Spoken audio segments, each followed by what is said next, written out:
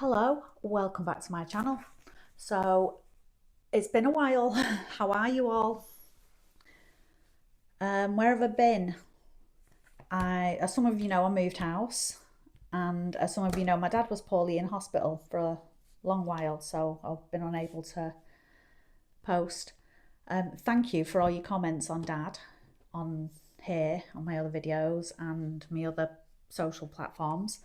Unfortunately, Dad passed away a few weeks ago, so that's been quite sad. And I've been busy sorting those things out.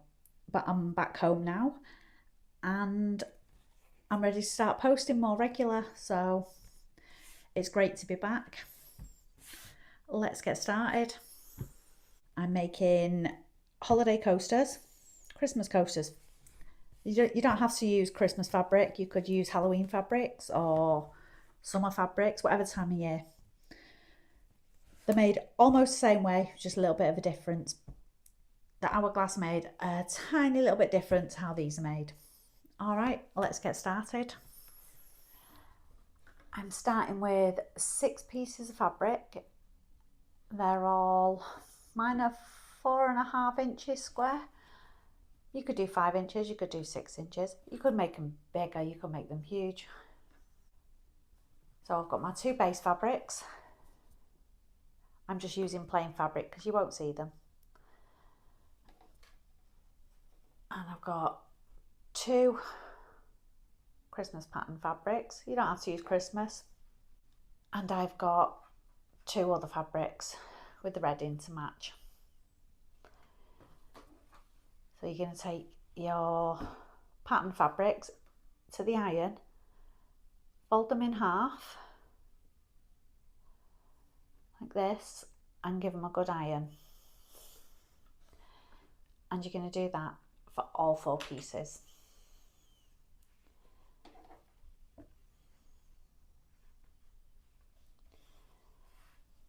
Your 2 base fabrics, if you're using pattern fabric, put that one there, and this one goes pretty side up.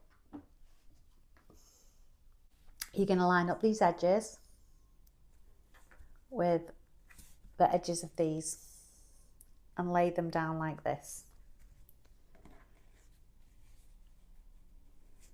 See? You want the folded edge facing the middle.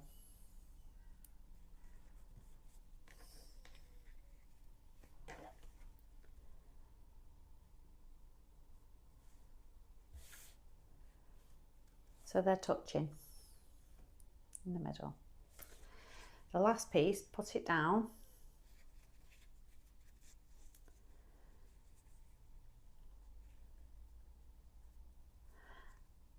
And then you're going to tuck it in under this one.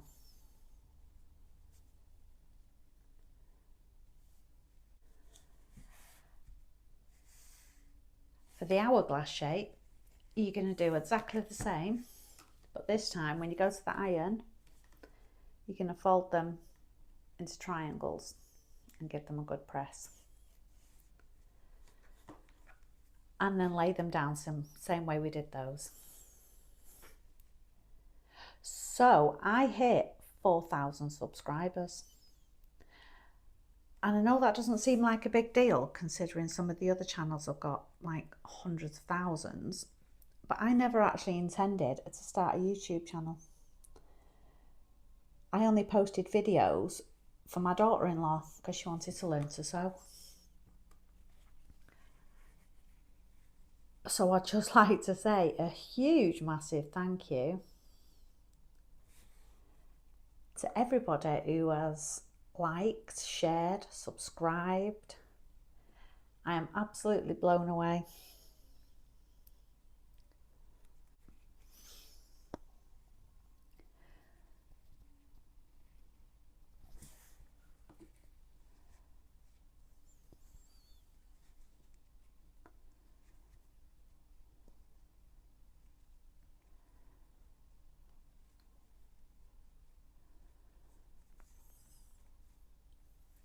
When you've got them all nice and tidy,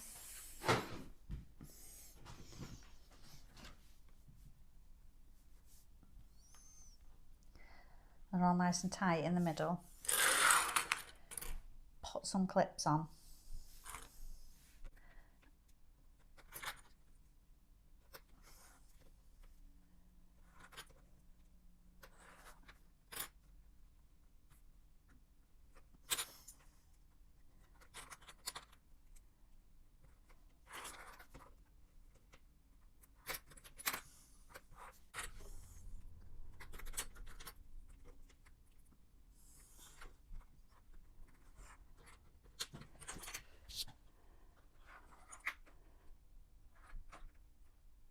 I've put plenty of clips on because you've got quite a lot of layers of fabric, so it is going to want to move when you're sewing it.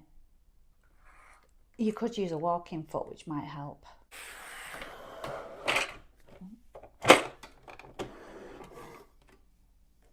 We do a 1/4 inch seam allowance all the way around. We're not leaving a gap for turning, we are going all the way around.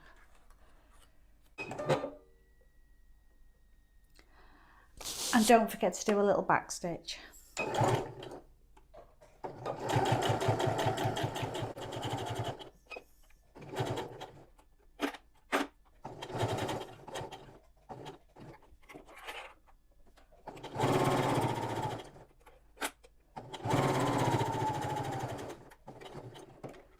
And don't forget to finish with a back stitch.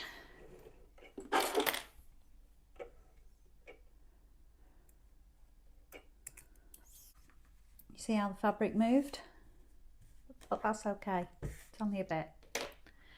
You don't need to see me go around again in another square. Come back to you when I've finished. There we go. Now you're going to go to the corners and you're going to cut the corners away. Be careful not to cut your stitches.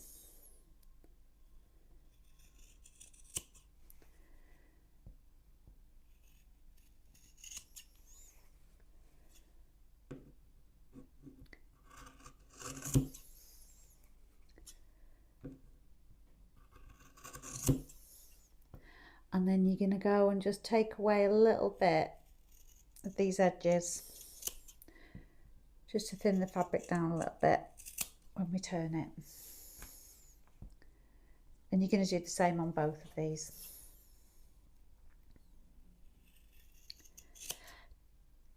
So while I've been away, I didn't have time for sewing. So I've started an Instagram. I've been uploading to Facebook. You can find me on Pinterest and TikTok. So if you're on any of those platforms, just search me out.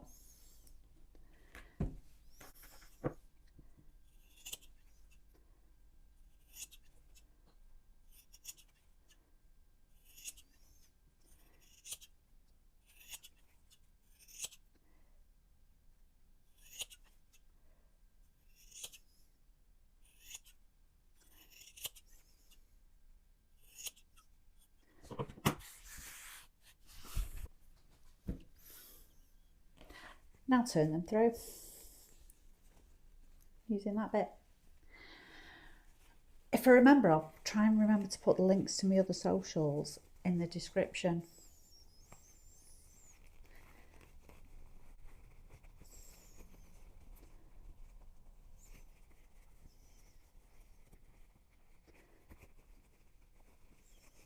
When you've turned it through, poke out the corners really well. I'm just going to grab my little pokey stick thing. I can't find my pokey stick thing, so I've grabbed some random kitchen implement. Just be careful you don't poke out your fabric.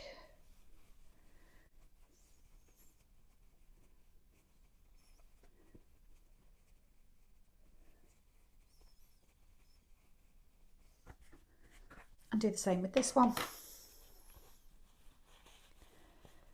Again, you don't need to see me poke this the way you did that, so I'll come back to you when I've done it. Right. Once you've done that, you're going to take them to the iron. My pokey stick's rubbish. You're going to take them to the iron and give them a press. There we go.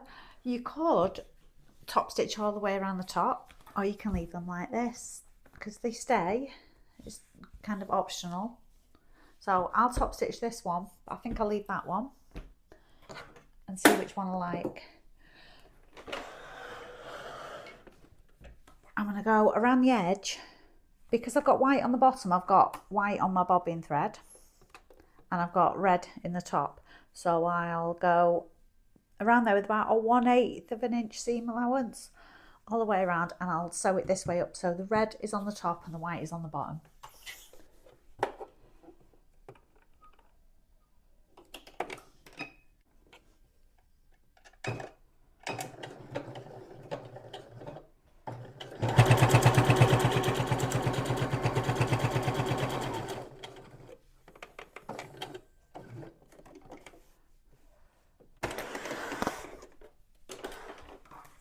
There we go. So I don't know which one you prefer. Which one do you prefer, top stitched or not top stitched? I've got an upcoming video. I've received a pattern from a very nice lady who designed it. It's called the Seed Collection and it's Middle Stitch Studio, I think. And I've never sewn clothes from a pattern ever in my life. And I'm going to do it on camera for you lot. So that should be fun. I mean, what can go wrong? Let me know which ones you prefer, top stitch, not top stitch, and don't forget to like and subscribe. Thanks for watching, and I'll see you on the next one.